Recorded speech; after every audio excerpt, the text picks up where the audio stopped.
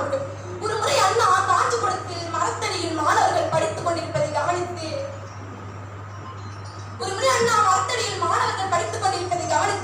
உங்களுக்கு பள்ளிக்கூடம் இல்லையா என்று அவர்களிடம் கேட்டார். அதற்கு அந்த மாணவர்கள் இல்லை என்று பதிலளித்ததும், நான் முதலமைச்சரான பிறகு உங்களுக்கு நிச்சயம் ஒரு பள்ளியை அமைத்து தருவேன் என்று வாக்களித்து, அதே போல் அவர் முதலமைச்சரான பிறகு அந்த மாணவருக்கு ஒரு பள்ளிக்கூடத்தை அமைத்து தருகிறார்.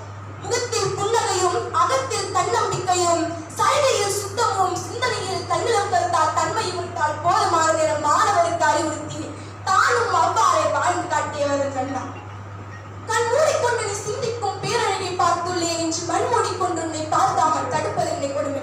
கொடுமைக்கு முடிவு கண்ட ஆழமை கொடுமைக்கு ஆளாக்கி ஏன் சென்றார்? எதையும் தாங்கும் இதயம் வேண்டும் என்றார். இதையும் தாங்க ஏதன் நாயமக்கு இதயம். கடற்கரையில் காற்று வாங்கியது போதும் மண்ணா, எழுந்து வாயம் மண்ணா. வரமாட்டாய் வரமாட்டார், இயற்கையின் சதியமுக்கு தெரியும் மண்ணா. உன் அருகில்